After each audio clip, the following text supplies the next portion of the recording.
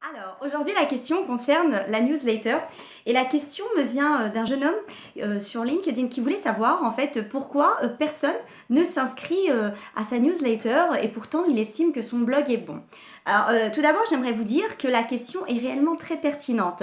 Pourquoi? Parce que tout simplement, une newsletter où personne ne s'inscrit, elle ne sert à rien. La newsletter est là pour donner de l'information, mais surtout pour vous, pour collecter de la data, des coordonnées pour que vous puissiez rester en contact avec vos prospects et vos clients. Donc oui, la question est réellement à se poser.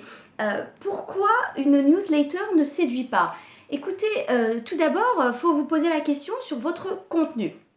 Peut-être que les internautes estiment que s'inscrire à votre newsletter, ça ne leur apporte rien du tout. Donc, ils n'ont pas envie. Il faut vraiment créer un contenu à forte valeur ajoutée. C'est pas parce que vous estimez que votre contenu est bon que forcément votre contenu l'est. Il faut réellement répondre aux besoins de vos utilisateurs. Je n'ai cessé de le répéter. Je le répéterai, je crois, jusqu'à la fin de mes jours. Pensez toujours à une information utile et pertinente. Donc ça, c'est très important. Deuxièmement, et souvent on n'y pense pas, eh bien, le bouton de la newsletter où on s'abonne n'est pas visible. Avez-vous réfléchi à le mettre eh bien, en évidence? Pas forcément sous forme de pop-up qui arrive comme ça, mais on peut réfléchir à un emplacement où ça donne vraiment envie et puis surtout, c'est visible.